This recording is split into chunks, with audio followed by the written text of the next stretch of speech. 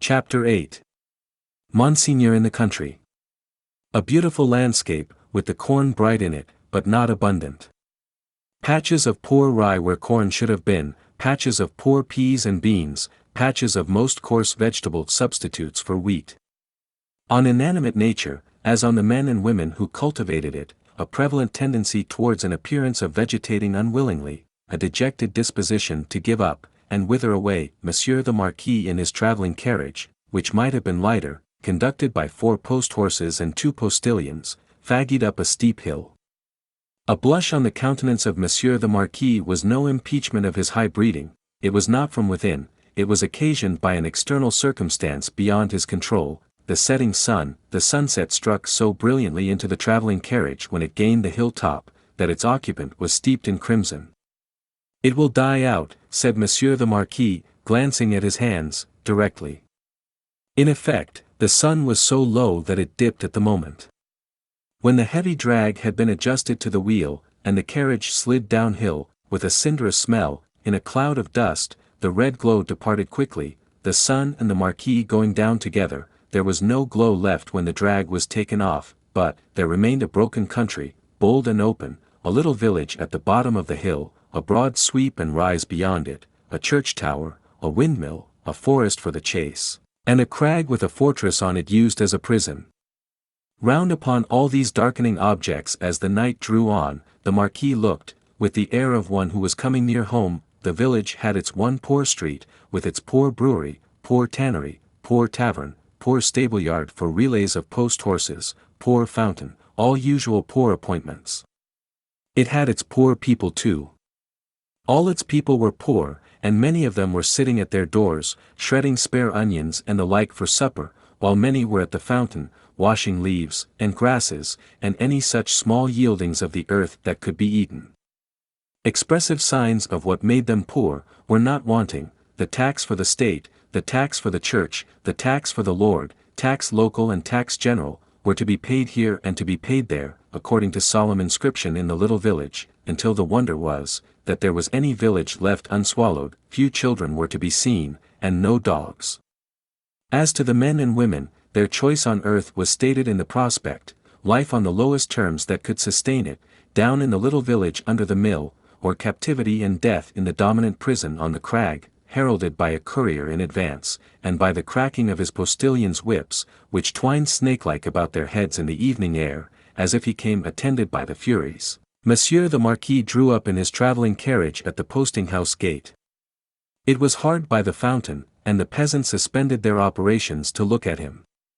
He looked at them, and saw in them, without knowing it, the slow sure filing down of misery-worn face and figure, that was to make the meagreness of Frenchman and English superstition which should survive the truth through the best part of 100 years. Monsieur the Marquis cast his eyes over the submissive faces that drooped before him, as the like of himself had drooped before Monseigneur of the court, only the difference was, that these faces drooped merely to suffer and not to propitiate. When a grizzled mender of the roads joined the group, "Bring me hither that fellow," said the Marquis to the courier. The fellow was brought, cap in hand, and the other fellows closed round to look and listen, in the manner of the people at the Paris fountain. "I passed you on the road." "Monseigneur, it is true. I had the honor of being passed on the road. Coming up the hill, and at the top of the hill, both." "Monseigneur, it is true. What did you look at, so fixedly?" "Monseigneur, I looked at the man. He stooped a little, and with his tattered blue cap pointed under the carriage. All his fellows stooped to look under the carriage." "What man, pig? And why look there?" "Pardon, Monseigneur, he swung by the chain of the shoe, the drag." "Who?" demanded the traveller. "Monseigneur, the man." "May the devil carry away these idiots. How do you call the man?" "You know all the men of this part of the country." "Who was he?" "Your clemency, Monseigneur. He was not of this part of the country. Of all the days of my life, I never saw him. Swinging by the chain. To be suffocated. With your gracious permission, that was the wonder of it, Monseigneur. His head hanging over, like this." He turned himself sideways to the carriage, and leaned back, with his face thrown up to the sky, and his head hanging down, then recovered himself, fumbled with his cap, and made a bow. What was he like? Monseigneur, he was whiter than the miller. All covered with dust, white as a spectre, tall as a spectre. The picture produced an immense sensation in the little crowd, but all eyes, without comparing notes with other eyes, looked at Monsieur the Marquis. Perhaps, to observe whether he had any spectre on his conscience. Truly, you did well, said the Marquis, felicitously sensible that such vermin were not to ruffle him, to see a thief accompanying my carriage, and not open that great mouth of yours. Bah! Put him aside, Monsieur Gabelle. Monsieur Gabelle was the postmaster, and some other taxing functionary united. He had come out with great obsequiousness to assist at this examination, and had held the examined by the drapery of his arm in an official manner. Bah! Go aside, said Monsieur Gabelle. Lay hands on this stranger if he seeks to lodge in your village tonight, and be sure that his business is honest, Gabelle. Monseigneur, I am flattered to devote myself to your orders. Did he run away, fellow? Where is that accursed? The accursed was already under the carriage with some half-dozen particular friends, pointing out the chain with his blue cap. Some half-dozen other particular friends promptly hauled him out, and presented him breathless to Monsieur the Marquis. Did the man run away, dolt, when we stopped for the drag? Monseigneur, he precipitated himself over the hillside, head first, as a person plunges into the river. See to it, Gabelle. Go on. The half-dozen who were peering at the chain were still among the wheels. Like sheep, the wheels turned so suddenly that they were lucky to save their skins and bones. They had very little else to save, or they might not have been so fortunate. The burst with which the carriage started out of the village and up the rise beyond, was soon checked by the steepness of the hill. Gradually, it subsided to a foot pace, swinging and lumbering upward among the many sweet scents of a summer night. The postilions, with 1,000 gossamer gnats circling about them in lieu of the furies, quietly mended the points to the lashes of their whips. The valet walked by the horses. The courier was audible, trotting on ahead into the dull distance. At the steepest point of the hill there was a little burial ground, with a cross and a new large figure of our Saviour on it. It was a poor figure in wood, done by some inexperienced rustic carver, but he had studied the figure from the life, his own life. Maybe, for it was dreadfully spare and thin. This distressful emblem of a great distress that had long been growing worse, and was not at its worst. A woman was kneeling. She turned her head as the carriage came up to her, rose quickly, and presented herself at the carriage door. It is you, Monseigneur. Monseigneur, a petition.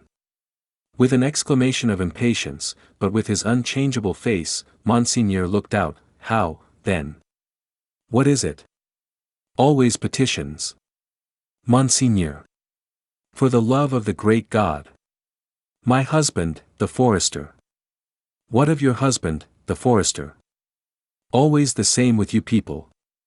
He cannot pay something. He has paid all, Monseigneur. He is dead. Well. He is quiet. Can I restore him to you? Alas, no, Monseigneur. But he lies yonder, under a little heap of poor grass. Well? Monseigneur, there are so many little heaps of poor grass. Again, well? She looked an old woman, but was young. Her manner was one of passionate grief. By turns she clasped her veinous and knotted hands together with wild energy, and laid one of them on the carriage door, tenderly, caressingly, as if it had been a human breast, and could be expected to feel the appealing touch. Monseigneur, hear me. Monseigneur, hear my petition. My husband died of want, so many die of want, so many more will die of want. Again, well? Can I feed them? Monseigneur, the good God knows, but I don't ask it. My petition is, that a morsel of stone or wood, with my husband's name, may be placed over him to show where he lies. Otherwise, the place will be quickly forgotten. It will never be found. When I am dead of the same malady, I shall be laid under some other heap of poor grass. Monseigneur, they are so many, they increase so fast, there is so much want. Monseigneur. Monseigneur. The valet had put her away from the door. The carriage had broken into a brisk trot. The postilions had quickened the pace. She was left far behind, and Monseigneur, again escorted by the Furies, was rapidly diminishing the league or two of distance that remained between him and his chateau. The sweet scents of the summer night rose all around him, and rose, as the rain falls, impartially, on the dusty, ragged, and toil-worn group at the fountain not far away, to whom the mender of roads, with the aid of the blue cap without which he was nothing, still enlarged upon his man like a spectre, as long as they could bear it. By degrees, as they could bear no more, they dropped off one by one, and lights twinkled in little casements, which lights, as the casements darkened, and more stars came out, seemed to have shot up into the sky instead of having been extinguished. The shadow of a large high-roofed house, and of many overhanging trees, was upon Monsieur the Marquis by that time, and the shadow was exchanged for the light of a flambeau, as his carriage stopped, and the great door of his chateau was opened to him. Monsieur Charles, whom I expect, is he arrived from England? Monseigneur, not yet.